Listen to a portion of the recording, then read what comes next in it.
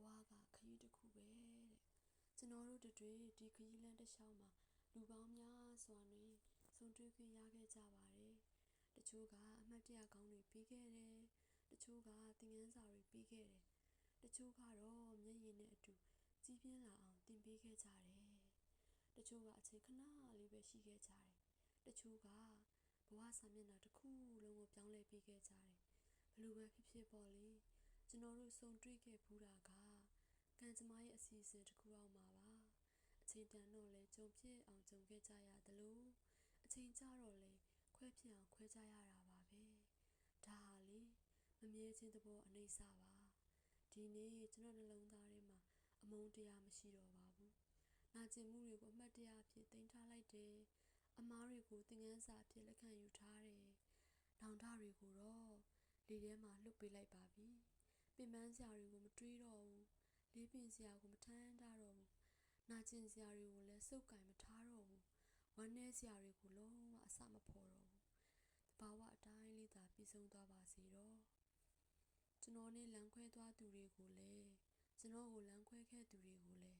ကျွန်တော်နဲ့အဆင်မပြေခဲ့သူတွေကိုလည်းကျွန်တော်ကိုနားမလည်ခဲ့သူတွေကိုလည်းအားလုံးကိုစိတ်ရင်းမှန်နဲ့ဆုတောင်းပေးချင်ပါတယ် May you find peace May you find love May you find happiness May you find your purpose May you become the person you dream of becoming ကျွန်တော်ကြောင့်နာကျင်ခဲ့ဘူးသူရှိရင်တကယ်ပဲစိတ်မကောင်းပါဘူးကျွန်တော်ကိုနာကျင်စေခဲ့သူတွေရှိရင်လည်းခွင့်လွှတ်ပေးပြီးသားပါကိုယ်နှလုံးသားကိုပေါ့ပါစေတဲ့အကောင်းဆုံးလက်ဆောင်ကခွင့်လွှတ်ခြင်းပဲဖြစ်ပါတယ်လူတိုင်းကလေ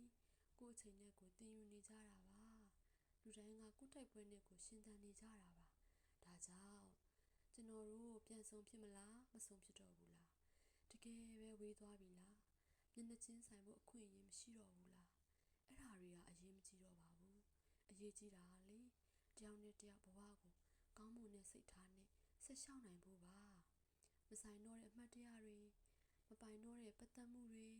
မရနိုင်တော့တဲ့တွေ့ဆုံခြင်းတွေမဖြစ်နိုင်တော့တဲ့ချစ်ချင်းတွေအားလုံးကိုမင်းမြုပ်လိုက်ပါပြီ